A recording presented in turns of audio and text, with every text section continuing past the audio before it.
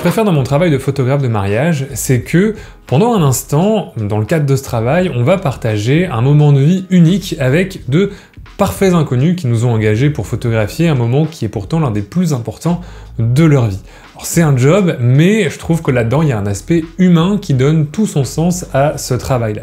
Et ça prend davantage de sens encore quand ces mêmes clients vous recontactent plusieurs mois, plusieurs années après pour photographier d'autres moments tout aussi uniques, notamment la création de leur famille. Bonjour à tous et à toutes, c'est Baptiste de MGK Photographie et aujourd'hui je t'emmène avec moi dans les coulisses d'une séance maternité avec Paul Laurent et Milena. Alors j'avais accompagné Paul Laurent et Milena en 2020 pour leur mariage, un mariage intimiste au Cap Griné, parce que forcément Covid oblige, c'était en comité restreint, mais pour le coup on avait mis aussi le paquet sur l'esthétisme et j'avais pu photographier tout le mariage en argentique, en 35 mm, mais aussi en moyen format 6x7. On avait profité des jolis cadres du Cap Griné et de la Côte d'Opale en plein été pour de superbes photos, en tout cas qui sont aujourd'hui parmi mes photos préférées de mon travail de photographe de mariage.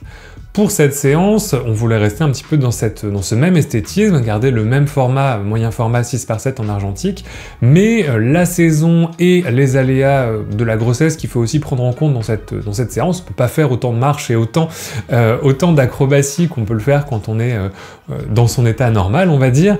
On a dû choisir un autre endroit. Pour le coup, après quelques recherches, on a choisi de se rendre au Jardin botanique de Meizhou en Belgique, qui sont non seulement un grand parc qui nous permettait de faire des photos en extérieur si la météo était chouette avec nous, mais qui accueille aussi des serres tropicales chauffées, donc qui étaient parfaits pour pouvoir éviter la pluie si jamais il pleut, parce qu'en Belgique, au mois de décembre, il peut faire des temps assez mauvais, et en plus, en étant à peu près 8 mois de grossesse, forcément il fallait aussi pouvoir ménager la maman et puis éviter de faire trop de marches dans le froid, d'avoir des endroits où elle pouvait se reposer si besoin au cours de la séance. Comme il faisait assez froid à notre arrivée tôt, on a commencé par quelques vues dans les serres. Comme cette séance se passait avec un moyen format 6x7, avec le Pentax, hop, qui est ici derrière moi, c'est un appareil qui est lourd, qui est volumineux et qui prend 10 photos par rouleau. Donc forcément, ça indique un rythme de séance un petit peu différent de ce qu'on trouverait sur une photo au 35 mm ou encore en numérique. Alors, l'idée, c'est que, par exemple de face, le problème c'est que ça va aplatir le ventre. Donc on perd un peu le côté femme enceinte, c'est quand même le but de la séance. Donc il faut quand même essayer d'avoir le corps plutôt de 3/4 ou de côté, même si tu peux bien évidemment tourner ton visage, voilà. On peut, de toute façon on va procéder un petit peu de la même manière que dans la séance engagement et tout ça, sachant que comme on est au 6x7, on va essayer de profiter aussi de l'environnement et prendre le temps à chaque fois de mettre en scène les poses, etc. Mais voilà, par exemple comme ça, 2/3 avec Paul qui est avec la main, c'est parfait. Comme ça, on a bien le... Super, bougez pas. Alors ici, c'est vraiment la toute première image qu'on a prise de la séance. C'est rare qu'elle soit vraiment réussie, cette toute première image, mais là, j'aimais bien l'expression et l'attitude qu'ils avaient tous les deux, même si le cadre est un petit peu lent, ça fixait bien aussi le cadre de la séance avec la jungle et ses ponts suspendus. Et comme on se connaissait déjà, c'est vrai qu'il y avait déjà une habitude de l'appareil photo préexistant, ce qui a facilité les choses par rapport à travailler avec des clients qui sont tout nouveaux. Ensuite, j'ai simplement changé d'objectif parce que le 55 était un petit peu large, passé sur le 150 mm qui est un téléobjectif qui va offrir une plus grande compression et une profondeur de champ plus réduite. Alors c'est pas facile de faire la mise au point avec, justement parce que la zone de netteté est toute petite, mais c'est vraiment un objectif qui donne un rendu très particulier et vraiment inimitable. Je voulais profiter du pont suspendu et différentes lignes de ce pont pour ma composition. Donc là, je fais simplement 2-3 petits réglages dans le viseur et puis après, je vais aller placer le couple Paul Laurent et Milena à l'endroit exact où je veux selon le recul que je veux avoir et là où je veux placer mes lignes de composition. Alors avancer un tout petit peu. Genre ici c'est parfait, ouais, juste en dessous là ici. Je vais faire une rapide mesure de la lumière. 25 f4. Et c'est parti pour la réalisation de la photo, où je vais diriger un petit peu pour qu'il se pose un petit peu de manière esthétique dans mon image.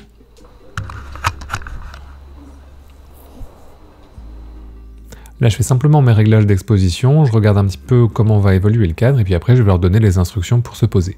Alors pareil, là, ce qu'on peut faire, c'est, Paul Laurent, si tu te mets juste derrière Milena, alors mettez-vous bien genre au centre de la... Voilà, ici, et tu vas juste placer tes mains en dessous du ventre, d'accord? Comme ça, voilà, super. Et vous pouvez tourner le regard un peu l'un vers l'autre, voilà, sans forcément tirer le cou. Et vous pouvez vous embrasser. J'ai vraiment bien aimé la composition et j'aimais vraiment l'environnement de cette photo. Alors j'ai tout simplement demandé, très simplement... Est-ce qu'on peut en faire une deuxième? Parce que dans ce genre de cas, j'aime bien pouvoir doubler mes photos, profiter d'avoir plusieurs photos dans le même environnement qui me plaît pour être sûr qu'il y en ait une qui soit bien à la fin de la séance. Ah c'est bien, ouais. Avec les mains comme ça c'est pas mal aussi. Paul Laurent, garde bien tes mains, voilà, sur le... Est-ce que tu peux rapprocher un petit peu ton visage, Paul Laurent, voilà, te rapprocher un petit peu... Voilà, super. Et j'ai bien fait de doubler la pose parce que cette photo, c'est une de mes préférées de la séance. Je trouve qu'elle est vraiment parfaite sur l'expression du couple. J'ai vraiment réussi à saisir leur sourire qui est très naturel. Je trouve que la pose est vraiment chouette aussi. Et pour l'aspect technique, la profondeur de champ et la compression des plans donnés par l'objectif donnent vraiment quelque chose de très chouette aussi. On a une belle séparation du sujet par rapport au fond et toute la verdure donne vraiment quelque chose de très très chouette au niveau des couleurs. Donc j'en suis vraiment fier et vraiment très content. Pour terminer cette première pellicule couleur, je suis repassé à la fin avec mon 90 mm qui est un objectif plus standard qui va avoir un angle de vue proche du regard humain et qui a l'avantage d'avoir un rendu assez naturel tout en gardant une jolie profondeur de champ et une belle définition. Oh, je pense qu'on peut en faire peut-être une aussi, là au niveau de l'escalier qui descend. C'est toujours un peu stressant de faire des séances dans des endroits que je connais pas et que j'ai pas eu le temps d'explorer parce qu'il faut vraiment pouvoir s'adapter vite et trouver des compositions chouettes rapidement. Rapproche-toi aussi, n'hésite pas à te rapprocher et voilà, essaie de aussi niveau de la main, voilà, pour souligner le ventre, voilà. Tournez le regard, voilà, super.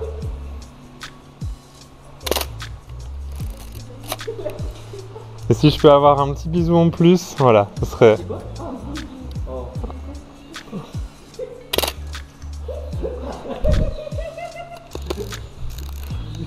Alors on a déjà fait une pellicule, mine de rien. Waouh, mais t'as combien? T'as 8 poses? 10. 10? 10 par 8.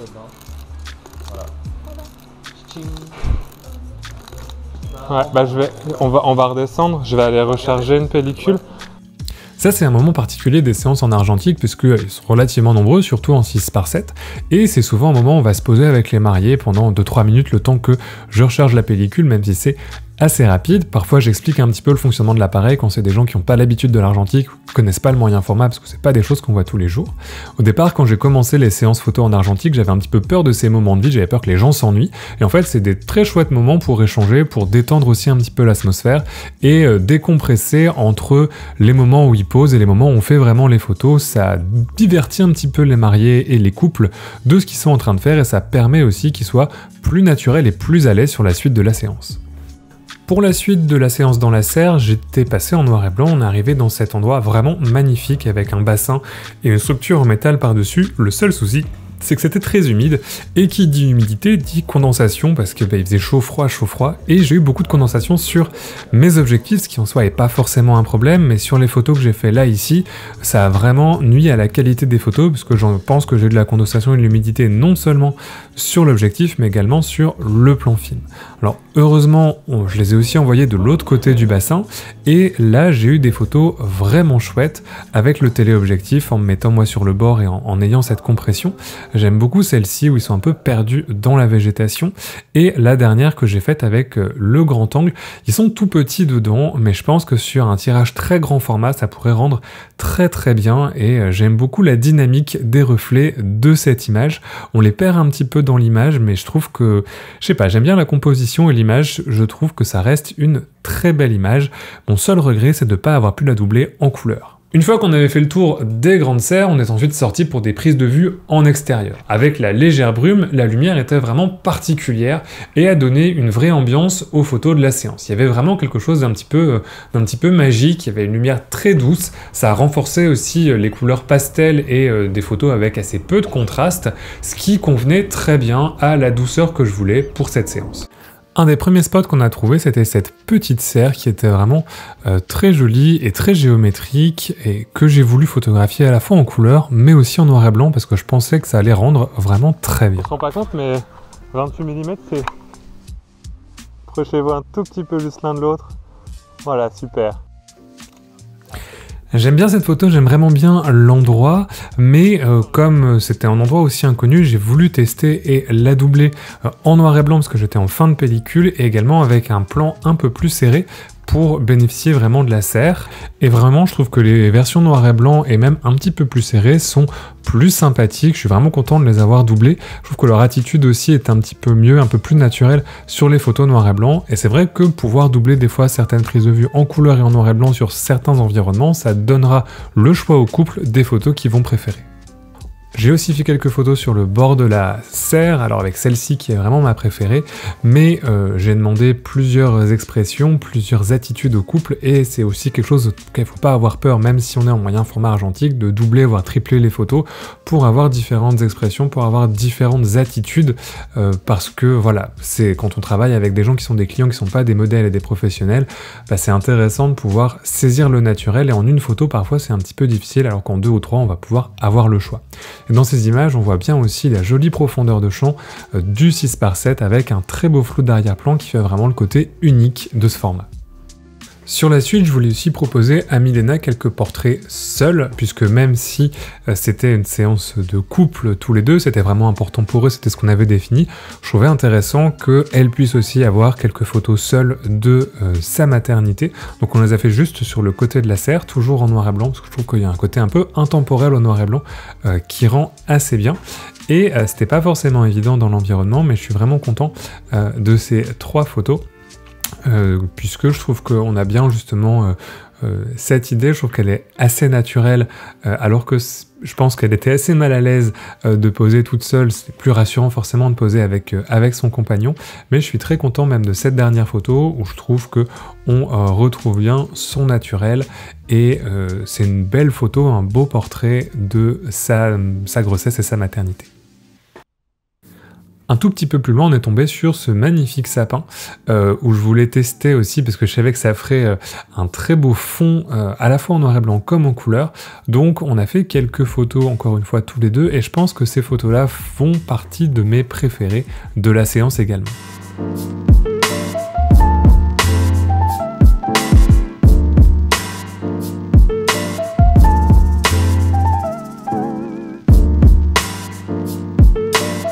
Celle en noir et blanc d'abord, que je l'aime beaucoup, même si elle est un petit peu contrastée. Le négatif était assez fin, mais j'aime beaucoup la pose et j'aime beaucoup cette image. Je trouve qu'elle a un côté un peu photo noir et blanc classique. J'aime bien comment la lumière tombe, j'aime bien le texture du fond et le grain de la photo. Je trouve qu'on a vraiment quelque chose de très joli. Je voulais quand même profiter de la couleur de l'arbre et on a fait 2 portraits en plus en couleur, dans une pose un petit peu plus naturelle, avec une expression un petit peu plus naturelle, que je trouve un petit peu moins waouh, mais qui ont l'avantage d'être plus dans le côté naturel et personnel. J'ai aussi profité des grands espaces du parc et je leur ai demandé de s'éloigner un petit peu. Moi j'étais au téléobjectif pour justement avoir cet effet de compression, mais aussi profiter du grand espace et de la lumière un peu brumeuse, de l'ambiance lumineuse qui était assez dingue ce jour-là.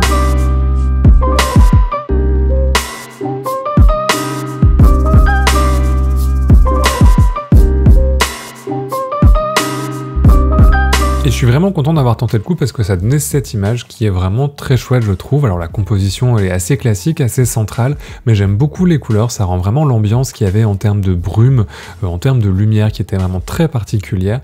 Et c'est vrai que travailler au moyen format, ça donne ce détachement du sujet, même quand on est très loin, avec la profondeur de champ et le flou d'arrière-plan, qui est vraiment très difficile à obtenir dans d'autres formats. Et je trouve que ça fait vraiment partie du rendu unique et inimitable de ce format-là que j'apprécie beaucoup pour du portrait.